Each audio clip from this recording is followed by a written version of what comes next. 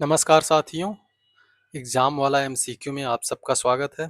आज हम मौर्योत्तर काल से संबंधित 50 प्रश्न देखेंगे। ठीक है, जिनमें शुंग, कण्व, इंडो ग्रीक, शक, पार्थियन, कुषाण एवं सातवाहन से संबंधित प्रश्न रहेंगे। ठीक है, तो हम लोग शुरू करते हैं। पहला प्रश्न है, मौर्य वंश का अंतिम शासक कौन था? ऑप्शन ए है अशोक, ऑप्शन बी है दशरथ, ऑप्शन सी है बृहद्रथ, ऑप्शन डी है संप्रीति। इसका सही आंसर होगा ऑप्शन सी, बृहद्रथ। ठीक, तो option C is correct answer होगा। तो अगले प्रश्न चलते हैं। अगला प्रश्न है, शुंग वंश का संस्थापक कौन था? ऑप्शन ए है अग्निमित्र, ऑप्शन बी है वसुमित्र, ऑप्शन सी है पुष्यमित्र शुंग, ऑप्शन डी है देवभूत। इसका सही आंसर होगा ऑप्शन सी, पुष्यमित्र शुंग। तो पता होना चाहिए, शुंग वंश की स्थापना पुष्यमित्र शुंग करते हैं। इन्होंने मौर्य वंश के अंतिम शासक बृहद्रथ, ठीक, बृहद्रथ की हत्या करके बृहद्रथ की हत्या करके शुंग वंश की स्थापना करते हैं। तो option C is correct answer होगा। अगले प्रश्न चलते हैं। अगला प्रश्न है, पुष्यमित्र शुंग के दरबार में किस महान व्याकरणाचार्य का संबंध माना जाता है? ठीक, ऑप्शन ए है पाणिनि, ऑप्शन बी है पतंजलि, ऑप्शन सी है वराहमिहिर, ऑप्शन डी है नागार्जुन। तो इसका सही आंसर होगा ऑप्शन बी, पतंजलि। ठीक, पता होना चाहिए, पतंजलि जो पुष्यमित्र शुंग के दरबार में थे। ठीक है, और option B is correct answer होगा। हम लोग अगले प्रश्न चलते हैं। अगला प्रश्न है, कालिदास के प्रसिद्ध नाटक मालविकाग्निमित्रम का नायक कौन है? ठीक, ऑप्शन ए है पुष्यमित्र, ऑप्शन बी है अग्निमित्र, ऑप्शन सी है वसुमित्र मित्र, और ऑप्शन डी है देवभूत। इसका सही आंसर होगा ऑप्शन बी, अग्निमित्र शुंग। ठीक, इनका पूरा नाम अग्निमित्र शुंग था। इन्हीं की कहानी है जो प्रसिद्ध नाटक मालविकाग्निमित्रम में वर्णित है। ठीक है, तो option B is correct answer होगा। ये भी पता होना चाहिए, अग्निमित्र मालविकाग्निमित्रम के लेखक कौन है? तो कालिदास। ठीक, ये पूछा जाता है। अगले प्रश्न चलते हैं। अगला प्रश्न है, यवनों इंडो ग्रीक्स को सिंधु नदी के तट पर पराजित करने का श्रेय किसे दिया जाता है? ठीक, तो ऑप्शन ए है पुष्यमित्र, ऑप्शन बी है अग्निमित्र, ऑप्शन सी है वसुमित्र, और ऑप्शन डी है देवभूत। इसका सही आंसर होगा ऑप्शन सी, वसुमित्र।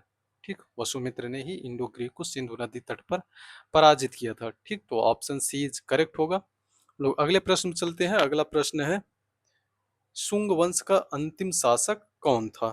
ठीक, तो ऑप्शन ए है अग्निमित्र, ऑप्शन बी है वसुमित्र, ऑप्शन सी है देवभूत, ऑप्शन डी है भागभद्र।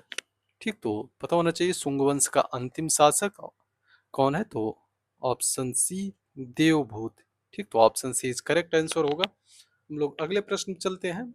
अगला प्रश्न है, कण्व वंश का संस्थापक कौन था? Option A Bhumimitra, option B है नारायण, ऑप्शन सी है वासुदेव कण्व, ऑप्शन डी है सुशर्मा। तो पता होना चाहिए, इसका सही आंसर होगा ऑप्शन सी, वासुदेव कण्व। ठीक, तो option C is correct answer होगा। कण्व वंश के संस्थापक कौन है? वासुदेव। ठीक, अगले प्रश्न चलते हैं। अगला प्रश्न है, कण्व वंश का अंतिम शासक कौन था? ऑप्शन ए है भूमिमित्र, ऑप्शन बी है नारायण, ऑप्शन सी है वासुदेव, ऑप्शन डी है सुशर्मा। इसका सही आंसर होगा ऑप्शन डी, सुशर्मा। ठीक, कण्व वंश का अंतिम शासक कौन था? तो सुशर्मा। ठीक है, और हम लोग अगले प्रश्न पर चलते हैं। अगला प्रश्न है, बेसनगर विदिशा का प्रसिद्ध हेलियोडोरस स्तंभ। ठीक, हेलियोडोरस स्तंभ किस शुंग शासक के काल का है? कौन सा है? बेसनगर विदिशा। ठीक, इसे हेलियोडोरस का स्तंभ भी कहते हैं। ऑप्शन ए है पुष्यमित्र, ऑप्शन बी है अग्निमित्र, ऑप्शन सी है भागभद्र, ऑप्शन डी है देवभूत। तो इसका सही आंसर होगा ऑप्शन सी, भागभद्र। ठीक, भागभद्र के समय का है जब बेसनगर का हेलियोडोरस स्तंभ। ठीक है, लोग अगले प्रश्न में चलते हैं। अगला प्रश्न है, निम्नलिखित में से सही कालानुक्रमिक क्रम कौन सा है? ठीक, ऑप्शन ए है मौर्य, कण्व, शुंग, सातवाहन। ठीक, तो ये चारों हैं। तो इनमें क्रम की बात किया जाए तो सबसे पहले कौन है? मौर्य वंश। फिर उसके बाद कौन सा है? मौर्य वंश के बाद शुंग वंश आता है, और शुंग वंश के बाद कौन सा आता है? कण्ववंश, फिर कण्ववंश के बाद सातवाहन।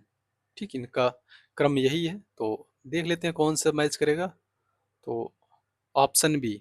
ठीक, option B is correct answer होगा। हम लोग अगले प्रश्न पे चलते हैं। अगला प्रश्न है, भारत पर आक्रमण करने वाला प्रथम इंडो ग्रीक यवन शासक कौन था? ठीक, ऑप्शन ए है मिनांडर, ऑप्शन बी है डेमेट्रियस, ऑप्शन सी है एंटियोक्विडास और ऑप्शन डी है यूक्रेटाइड्स। ठीक, तो इसका सही आंसर होगा ऑप्शन बी डेमेट्रियस। ठीक, भारत पर आक्रमण करने वाला प्रथम इंडो ग्रीक था। ठीक, तो option B is correct answer. अगले प्रश्न चलते हैं। अगला प्रश्न है मिलिंद पन्हो। ठीक है, मिलिंद पन्हो ग्रंथ का संबंध किस इंडो ग्रीक शासक से है? ऑप्शन ए है डेमेट्रियस, ऑप्शन बी है मेनांडर या मिलिंद, ऑप्शन सी है एंटियोक्विडास, ऑप्शन डी है एपोलोडोटस। ठीक, तो इसका सही आंसर होगा ऑप्शन बी मेनांडर, या मिलिंद के नाम से भी फेमस है। तो option B is correct answer होगा। वैसे पता होना चाहिए मिलिंद पन्हो के लेखक कौन है। ठीक, अगर लेखक की बात किया जाए तो नागसेन है। ठीक, नागसेन।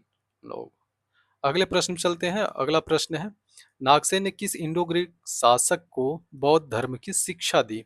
ठीक, पता होना चाहिए नागसेन जो ये बौद्ध भिक्षु थे, इन्होंने बौद्ध धर्म की शिक्षा किसे दी थी? ऑप्शन ए है डेमेट्रियस, ऑप्शन बी है एंटियोक्विडास, ऑप्शन सी है मेनांडर, ऑप्शन डी है यूक्रेटाइड्स। तो इसका सही आंसर होगा ऑप्शन सी मेनांडर या मिलिंद। ठीक, तो नागसेन ने मिलिंद को ही बौद्ध धर्म की शिक्षा दी थी। ठीक, तो option C is correct answer होगा। हम लोग अगले प्रश्न चलते हैं। अगला प्रश्न है, इंडो ग्रीक शासकों के इतिहास के अध्ययन का सबसे महत्वपूर्ण स्रोत क्या है? ऑप्शन ए है अभिलेख, ऑप्शन बी है सिक्के, ऑप्शन सी है पुराण, ऑप्शन डी है विदेशी यात्रियों के वृत्तांत। तो इसका सही आंसर होगा ऑप्शन बी सिक्के।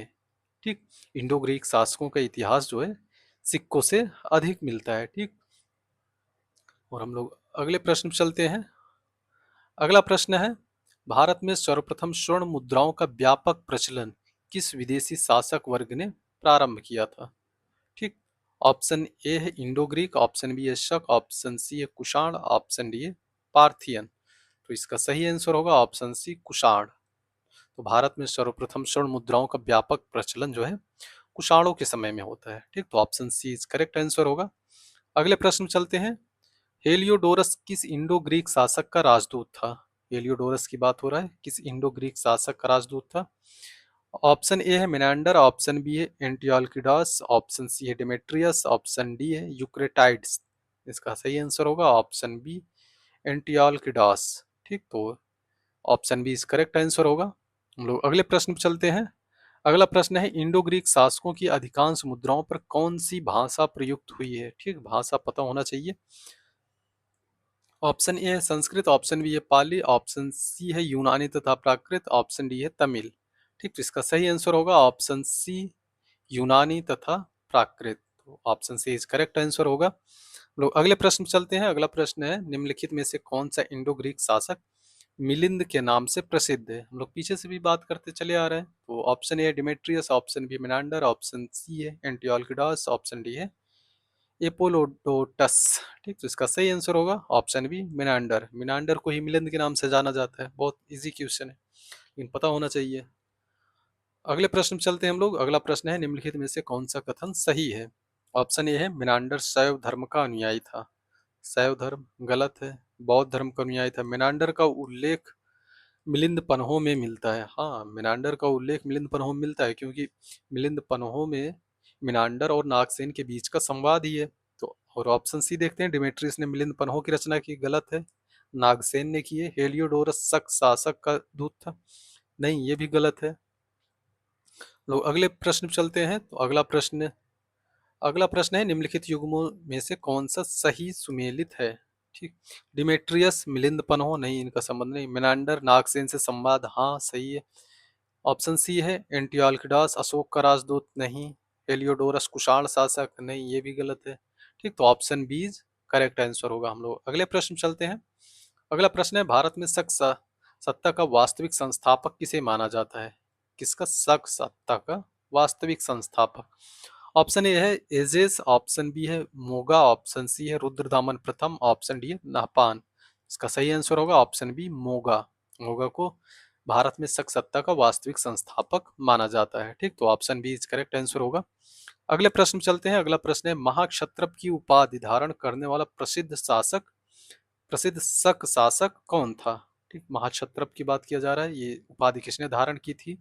ऑप्शन ए है रुद्रदामन प्रथम, ऑप्शन बी है नहपान, ऑप्शन सी है एजिस, ऑप्शन डी है मोगा। इसका सही आंसर होगा ऑप्शन ए रुद्रदामन प्रथम। ठीक, तो रुद्रदामन प्रथम ने ही महाक्षत्रप की उपाधि धारण की थी। ठीक, तो option A is correct answer होगा। अगले प्रश्न चलते हैं। अगला प्रश्न है प्रसिद्ध जूनागढ़ अभिलेख, बहुत इंपॉर्टेंट अभिलेख है, यह पता होना चाहिए। ठीक, जूनागढ़ अभिलेख किस शासक से संबंधित है। ऑप्शन ए है कनिष्क, ऑप्शन बी है गौतमीपुत्र सातकर्णी, ऑप्शन सी है रुद्रदामन प्रथम, ऑप्शन डी है विमकडफिसस। इसका सही आंसर होगा ऑप्शन सी रुद्रदामन प्रथम। ठीक, तो जूनागढ़ अभिलेख जो है वो रुद्रदामन प्रथम का अभिलेख है। ठीक, यहाँ पर सुदर्शन झील का पुनर्निर्माण कराए थे, उसके विषय में जानकारी प्राप्त होती है। ठीक, अगले प्रश्न में चलते हैं हम लोग। संस्कृत भाषा का प्रारंभिक दीर्घ अभिलेख किस शासक का है। ऑप्शन ए है अशोक, ऑप्शन बी है रुद्रदामन प्रथम, ऑप्शन सी है कनिष्क, ऑप्शन डी है समुद्रगुप्त। इसका सही आंसर होगा ऑप्शन बी रुद्रदामन प्रथम। पता होना चाहिए संस्कृत भाषा का जो दीर्घ अभिलेख है उसको बोलते हैं जूनागढ़ अभिलेख।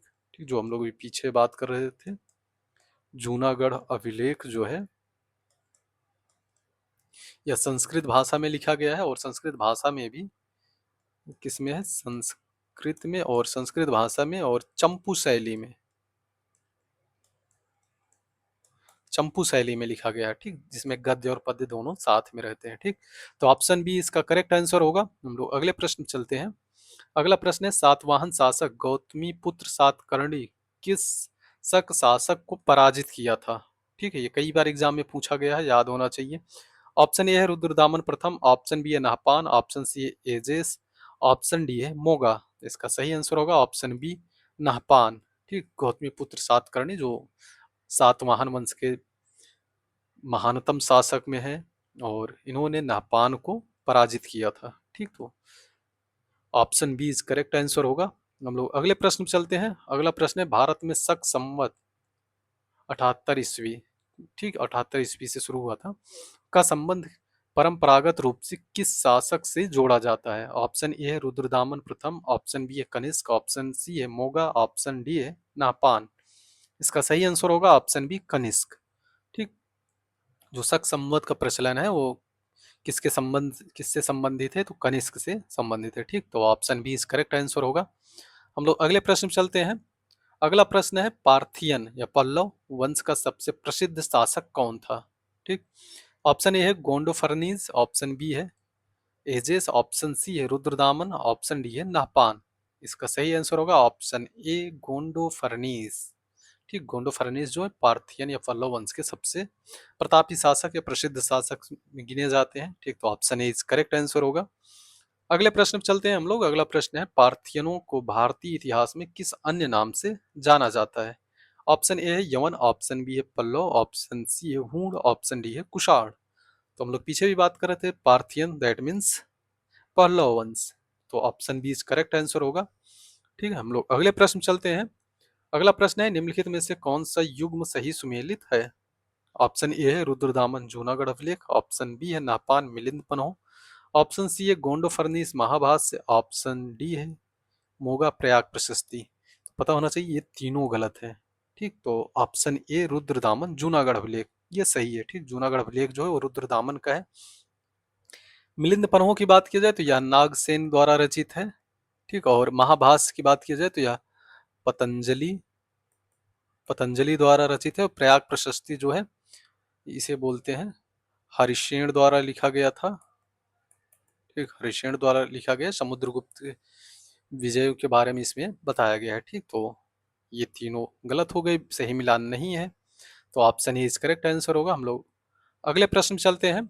अगला प्रश्न है निम्नलिखित में सही कालानुक्रमिक क्रम कौन सा है। ठीक, इंडो ग्रीक, शक, पार्थियन, कुषाण, शक, इंडो ग्रीक, मतलब कि ये जो चार हैं तो इनको पता होना चाहिए कौन कौन पहले आते हैं। पहले इंडो ग्रीक आते हैं, फिर उसके बाद कौन आते हैं, शक आते हैं, फिर उसके बाद पार्थियन, फिर उसके बाद कुषाण। तो इसको याद कर लेना ISPK करके ऐसे। तो option A is correct answer होगा। ठीक, ये कई बार एग्जाम में पूछा जा चुका है, लगभग सभी एग्जामों में पूछा जाता है, बहुत इंपॉर्टेंट प्रश्न है। ठीक, ये क्रम याद कर लेना ऐसे ISPK करके। ठीक, नहीं तो याद नहीं होगा, वो कंफ्यूजन बना रहेगा हमेशा। अगले प्रश्न चलते हैं हम लोग। अगला प्रश्न है कुषाण वंश का संस्थापक किसे माना जाता है। ठीक, ऑप्शन ए है कनिष्क, ऑप्शन बी है कुजुल कड़फिसस, ऑप्शन सी है विम कड़फिसस, ऑप्शन डी है हुविस्क। इसका सही आंसर होगा ऑप्शन बी कुजुल कड़फिसस। ठीक, कुजुल कड़फिसस को कुषाण वंश का संस्थापक माना जाता है। ठीक, तो option B is correct answer. हम लोग अगले प्रश्न में चलते हैं। अगला प्रश्न है भारत में बड़े पैमाने पर स्वर्ण मुद्राओं का प्रचलन किस कुषाण शासक के समय प्रारंभ हुआ।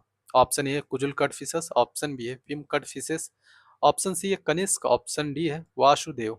इसका सही आंसर होगा ऑप्शन बी विम कड़फिसस। पता होना चाहिए कुषाण शासकों ने सर्वाधिक स्वर्ण मुद्राओं का प्रचलन किया, और शासक की बात किया जाए तो विम कड़फिसस के समय बहुत बड़े पैमाने पर मुद्राओं स्वर्ण मुद्राओं का प्रचलन हुआ। ठीक, हम लोग अगले प्रश्न चलते हैं। अगला प्रश्न है कुषाण वंश का सर्वाधिक प्रसिद्ध एवं महान शासक कौन था। ठीक, यहाँ सर्वाधिक प्रसिद्ध एवं महान शासक की बात किया जा रहा है। ऑप्शन ए है कुजुल कड़फिसेस, ऑप्शन बी है भीम कड़फिसेस, ऑप्शन सी है कनिष्क, ऑप्शन डी है वासुदेव। इसका सही आंसर होगा ऑप्शन सी कनिष्क। ठीक, तो पता होना चाहिए कनिष्क जो है कुषाण वंश का सबसे प्रसिद्ध या सबसे महानतम शासक गिना जाता है। ठीक, तो option C is correct answer. लोग अगले प्रश्न पे चलते हैं। अगला प्रश्न है चतुर्थ बौद्ध संगीति का आयोजन किस शासक के संरक्षण में हुआ।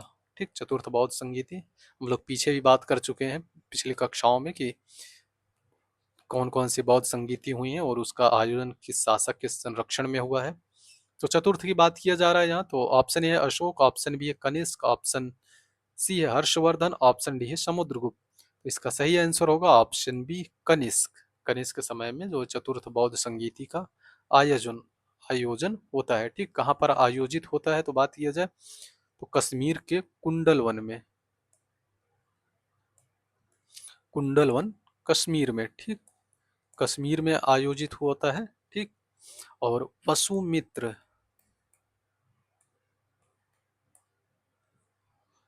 वसुमित्र जो है इसकी अध्यक्षता करते हैं। ठीक, तो ये पता होना चाहिए हम लोग।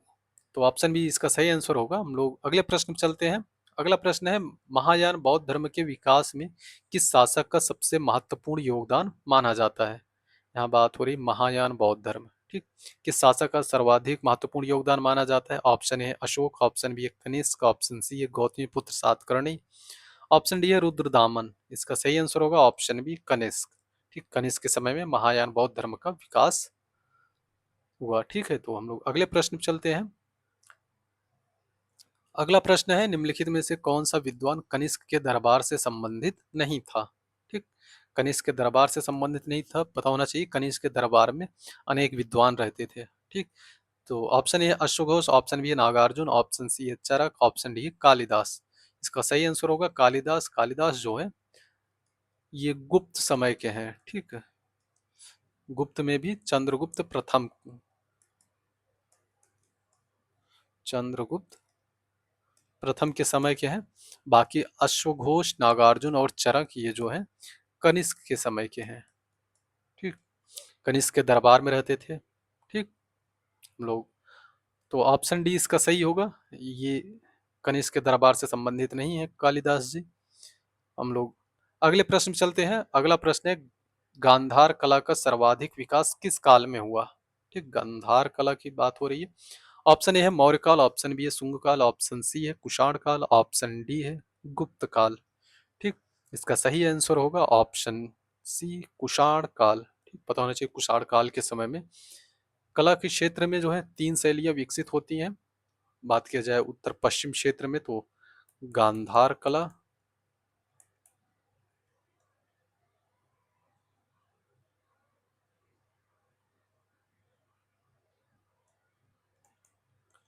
गांधार कला, और उत्तर प्रदेश के मथुरा में मथुरा कला का विकास होता है।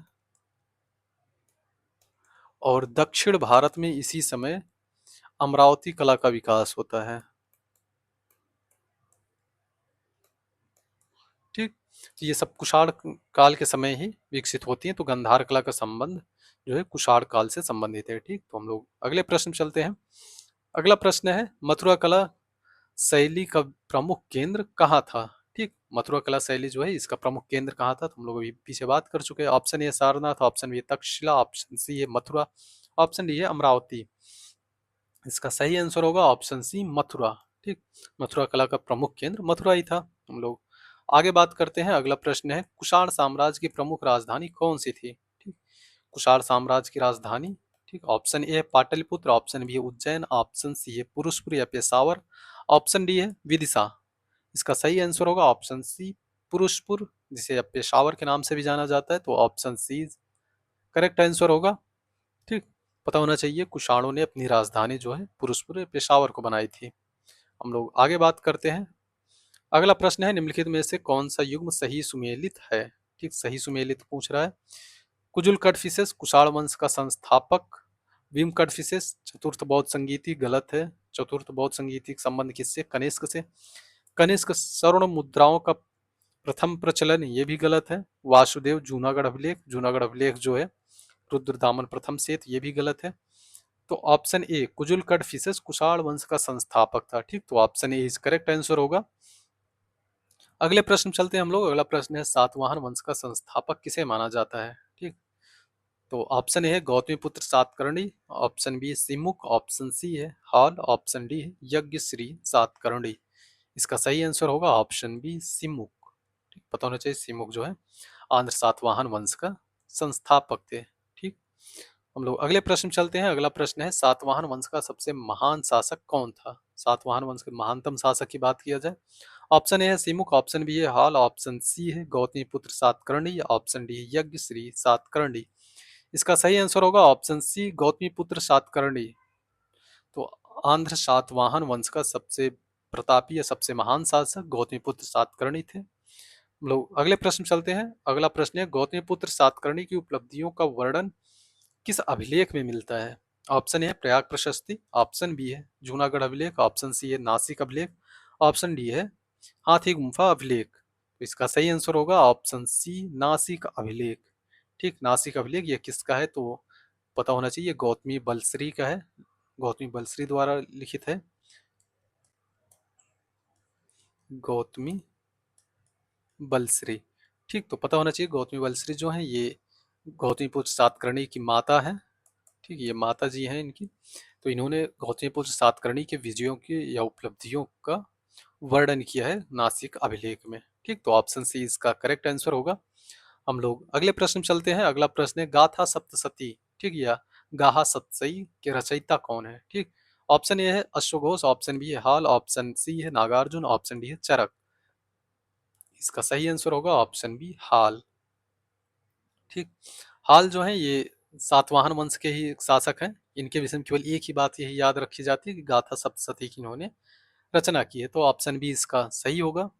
हम लोग अगले प्रश्न चलते हैं। अगला प्रश्न है सातवाहन शासकों की राजधानी क्या थी। ऑप्शन ए है Pataliputra, option B Takshashila, option C है प्रतिष्ठान या पैठण, ऑप्शन डी है पुरुषपुर। इसका सही आंसर होगा ऑप्शन सी प्रतिष्ठान या पैठण। ठीक, तो सातवाहन शासकों की राजधानी जो है पैठण है, पता होना चाहिए दक्षिण भारत में स्थित है। ये अगर बात किया जाए तो जो सातवाहन वंश है ये लगभग इस क्षेत्र पर शासन कर रहे थे। ठीक, तो इसलिए इनको बोला जाता है आंध्र सातवाहन भी, आंध्र सातवाहन।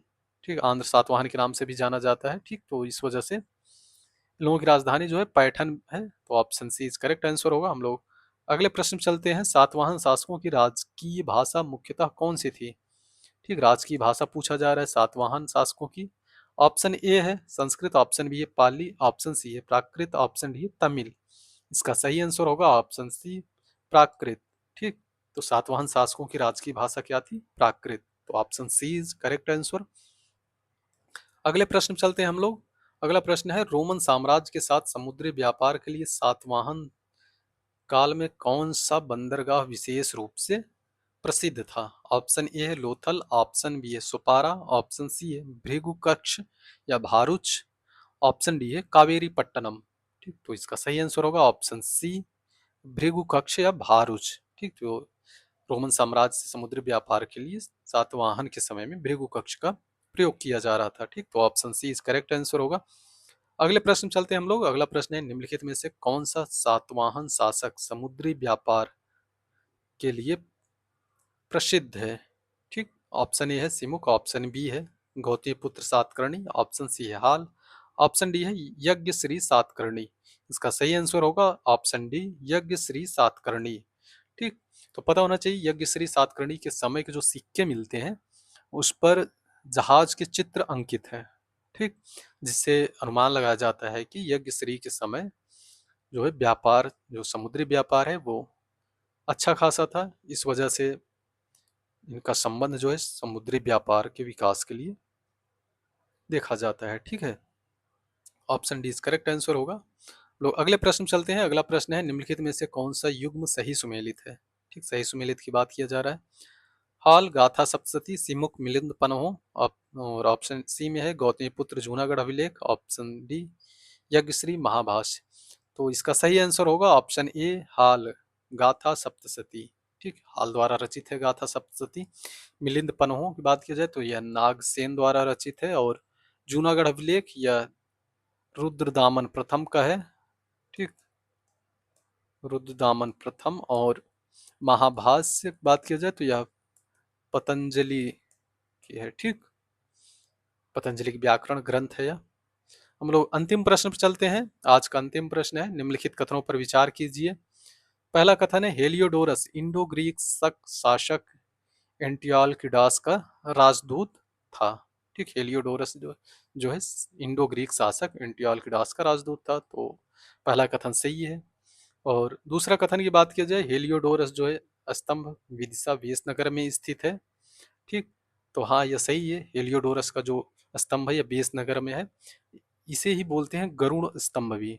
ठीक, ये भी पता होना चाहिए, इसके नाम से भी आता है। ठीक, गरुड़ स्तंभ, हेलियोडोरस का गरुड़ स्तंभ ऐसे करके याद कर लेना, याद हो जाएगा। ठीक है, क्योंकि जो स्तंभ है उसके शीर्ष पर गरुड़ पक्षी जो होता है उसका चित्रांकन या उसकी मूर्ति बनी है। ठीक, और इसका संबंध जो है किस धर्म से है पता होना चाहिए। गरुड़ का संबंध जो है भागवत धर्म से है। भागवत धर्म या वैष्णव धर्म, वैष्णव धर्म।